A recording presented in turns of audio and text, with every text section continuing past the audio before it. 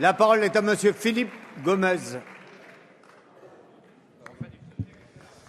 Monsieur le Président, ma question s'adresse à Monsieur le Premier ministre. Monsieur le Premier ministre, dans les prochains jours, le Président de la République doit se rendre en Nouvelle-Calédonie.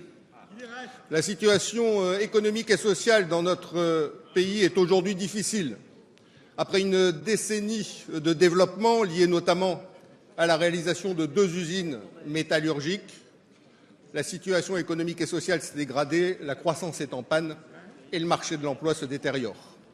C'est pourquoi, Monsieur le Premier ministre, il est indispensable qu'à l'occasion de la venue du Président de la République soit réaffirmé le soutien de l'État sur 2 dossiers majeurs qui conditionnent l'enclenchement d'une nouvelle dynamique économique pour notre pays. Le premier concerne le rehaussement du plafond de déductibilité fiscale du dispositif fiscal applicable pour le financement de la construction de logements intermédiaires au profit des classes moyennes dans l'ensemble des Outre-mer. Il nous a été indiqué hier qu'il était susceptible d'être porté à 18 000 €. Est-ce que vous pouvez nous le confirmer? Le second dossier concerne le soutien apporté par l'État aux investissements productifs réalisés dans les Outre-mer via la défiscalisation.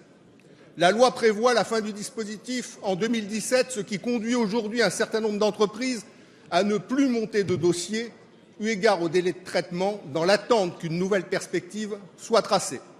Cette date butoir de 2017 est extrêmement pénalisante pour la Nouvelle-Calédonie, dans la mesure où nous avons en 2018 un référendum sur l'avenir institutionnel du pays et que l'incertitude politique qui génère freine d'ores et déjà l'investissement des entreprises et la consommation des ménages. C'est pourquoi, Monsieur le Premier ministre, ma question est la suivante. Est-ce que l'État, afin de favoriser le développement économique et la création d'emplois dans les collectivités françaises du Pacifique, est susceptible d'offrir un nouvel horizon à l'aide qu'il apporte aux investissements productifs? La parole est à Monsieur Christian Eckert, secrétaire d'État chargé du budget. Merci Monsieur le Président. Monsieur le député Philippe Gomez, nous étions hier soir ensemble dans cet hémicycle. Vous y étiez avec de nombreux parlementaires des territoires des Outre-mer pour constater un consensus assez large sur le budget des Outre-mer. Oui, l'État soutient résolument le développement de l'ensemble de ces territoires. En particulier, en témoigne l'implication du gouvernement à hauteur de plus de 400 millions d'euros dans le contrat de développement de la Nouvelle-Calédonie et l'éligibilité de ce territoire au fonds exceptionnel d'investissement, comme vous l'a indiqué hier la ministre des Outre-mer, qui vous prie de l'excuser. Elle est actuellement dans un avion à une destination lointaine. En témoignent aussi les dispositifs fiscaux qui permettent d'orienter vers la Nouvelle-Calédonie de l'ordre de 100 millions d'investissements chaque année. Oui, ces dépenses fiscales, vous l'avez dit, sont bornées dans le temps. Cette échéance est fixée par l'ODEOM à 2017. Elle ne signifie en rien la fin des dispositifs. Elle implique en revanche une évaluation préalable.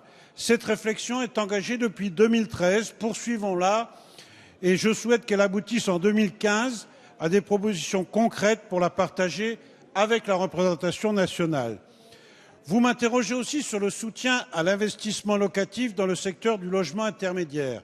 En 2013, nous avions déjà largement adapté le dispositif Duflot aux réalités des Outre-mer, en grande partie grâce à de nombreux parlementaires des Outre-mer. Le dispositif Pinel, qui lui succède, s'inscrit dans cette même logique.